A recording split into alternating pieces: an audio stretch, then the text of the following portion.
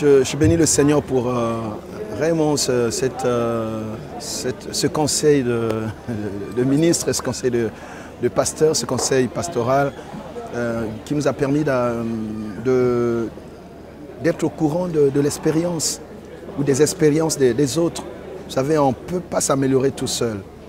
Le défi qu'on rencontre, il y a certainement quelqu'un qui l'a déjà rencontré.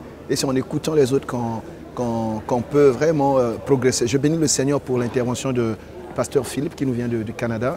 Je remercie l'apôtre Germaine Deke pour vraiment l'opportunité qu'il a donnée à l'Église du Congo de recevoir cette autre approche, vraiment de conduire l'Église. Et c'est vraiment réinventer l'Église.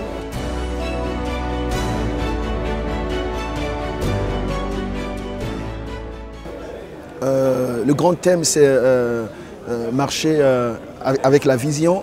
Et là, aujourd'hui, nous avons appris que la vision en elle-même ne suffit pas.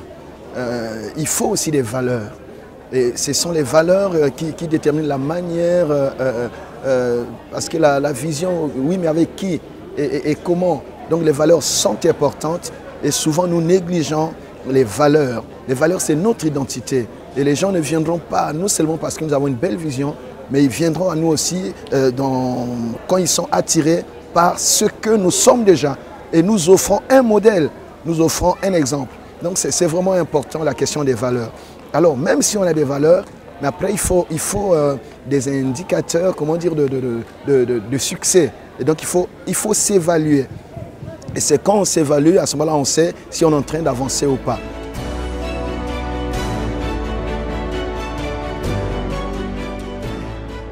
Il y a d'autres aspects qu'il a évoqués, mais c'est la manière de faire vivre l'Église.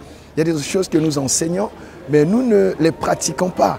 Et nous n'offrons pas aussi un environnement qui permette aux gens de vivre ce que nous leur enseignons. Donc là, on doit sortir des stéréotypes, de ces standards qui sont là, qui ne bougent pas d'année en année. C'est vrai, l'Église primitive pose les bases, les principes, mais aujourd'hui, les temps ont évolué. Donc il faut adapter tout ça pour que l'Église soit vivante et qu'elle ne soit pas décalée des temps que nous traversons aujourd'hui.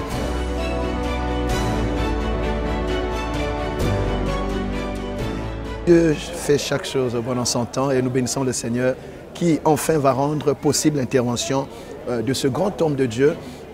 Vous savez, la conférence, c'est une école. Et l'école aujourd'hui doit cesser d'être simplement théorique. On apprend aussi les choses d'une personne qui a fait un chemin. Et nous croyons et nous savons dans ce pays que l'apôtre Germaine Deke est l'un des grands acteurs aujourd'hui de l'Église comme telle. Il a implanté partout et surtout, il a implanté mais juste au sorti de la guerre. Comment est-ce qu'il a pu le faire? La crise est là pour tout le monde, les défis sont les mêmes, mais comment est-ce que dans cet environnement hostile, on doit l'écouter? Il y a ce que la Bible nous dit, mais on a des repères. L'Église ne peut pas avancer sans repères. Et nous pensons que cet homme aujourd'hui est un repère et c'est un modèle. Voilà, donc nous serons très contents et nous bénissons Dieu qui a permis qu'il soit là, qu'il le dise lui-même devant toute l'Assemblée. Que Dieu bénisse encore l'apôtre.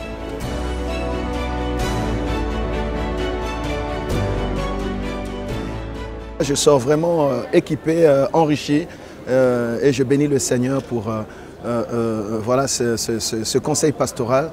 Et comme l'homme de Dieu l'a dit, l'apôtre Germaine Deke l'a dit, certainement que l'année prochaine, le pasteur Philippe reviendra.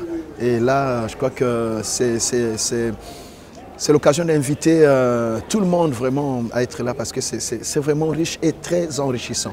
Que Dieu bénisse son serviteur et que Dieu bénisse encore la suite du programme.